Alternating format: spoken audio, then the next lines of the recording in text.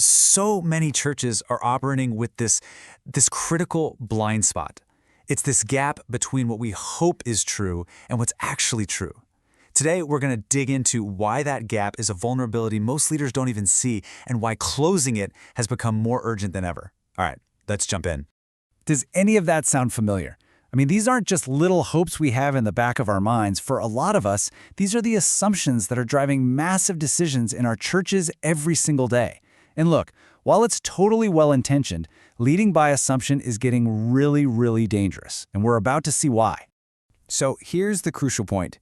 Most churches, for completely understandable reasons, are making major financial and operational calls based on feelings, not facts.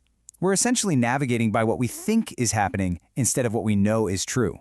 And let's be really clear here. This is not about pointing fingers or saying anyone's doing a bad job. Not at all. This is just the predictable outcome for leaders who are stretched incredibly thin. You're managing budgets, people, and buildings with pretty limited resources. Think of it like a low-grade fire, right? A flame that's just been kind of burning in the background for a long, long time. Okay, so you've got that slow-burning fire. Now imagine someone is about to throw an accelerant all over it. That internal problem of leading by assumption, well, it's about to collide head-on with a massive external pressure, the rise of AI and the huge impact it's about to have on the job market. And this is where the threat gets really concrete really fast. We're not talking about some abstract, far-off future. We are talking about the faithful families who tithe week in and week out, the people in accounting, in customer service, in administrative roles. Their financial stability is your church's future stability. And guess what? Their jobs are the very first ones that companies are looking to replace or augment with AI. And that's the danger. That's the whole point. When you're operating with that blind spot, you just won't see this financial pressure building in your pews. You won't notice the giving patterns starting to soften until it's already a real problem. And then you're stuck reacting to a crisis instead of preparing for a change. So what's the antidote? What do we do? Well, this is where the Church Ready framework comes in. And the answer isn't some super complicated spreadsheet. It's actually a foundational act of faithful leadership, a deep commitment to getting clarity before you act. Specifically, we're talking about what's called Stage 1 infrastructure analysis. It's really just a methodical process of replacing every single I think, I assume, and I hope with a confident I know. It's all about getting a true data-driven picture of how your church is actually doing financially and operationally. This isn't just a good business practice, it's a deeply biblical principle. Proverbs puts it so plainly. Our zeal, our passion for ministry, it's just not enough on its own. It has to be paired with knowledge. So this practical work of analysis is actually a deeply theological act of being a wise steward. So when you finally do it, when you replace those assumptions with cold, hard facts, what do you actually find? Well, the results are often pretty surprising and, honestly, incredibly empowering. And Stage 1 is comprehensive. This is not just a quick budget review. It's a full diagnostic. We're talking about complete financial visibility, knowing exactly where every single dollar is going. It's taking an inventory of all your systems, documenting your actual processes, getting a real assessment of your team's health and capacity, and even analyzing how your building is truly being used.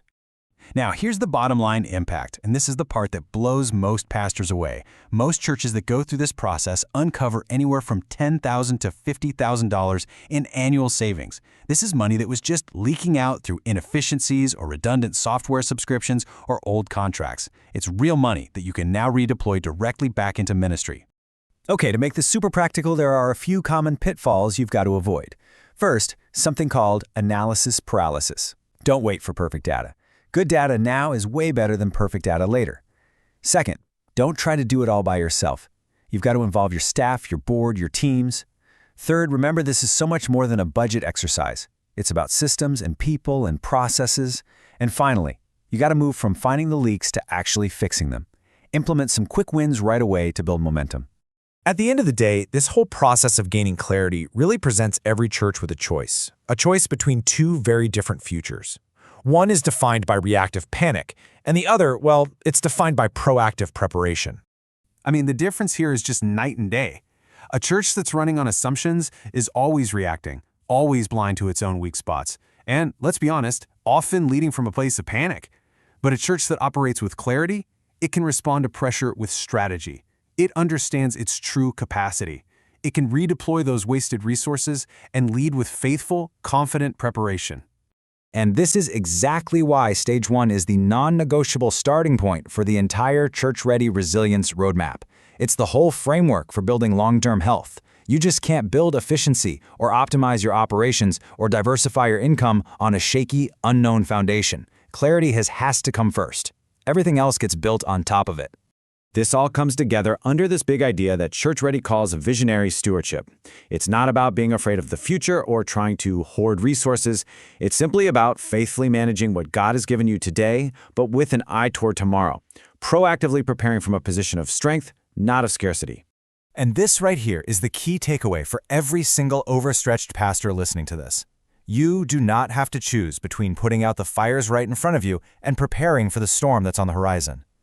Stage 1, the act of gaining clarity, is the single action where both of those vital tasks begin.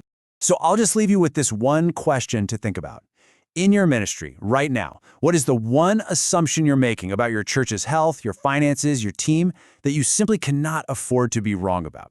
Finding that answer is a first step. To help you on that journey, the Church Ready Resilience Roadmap is available in the Church Ready Resource Hub. To gain access, download our free pastoral report, When AI Replaces Your Tithers' Jobs. There's a link in the description. At Church Ready, our entire mission is to help you solve the very real challenges you're facing today to build tomorrow's resilience. You don't have to choose. Until next time, lead well, steward wisely, and trust deeply. If you are a pastor or church leader, download the free pastoral report, When AI Replaces Your Tithers' Jobs, so you can begin the conversations your leadership team needs to have. There's a link in the description.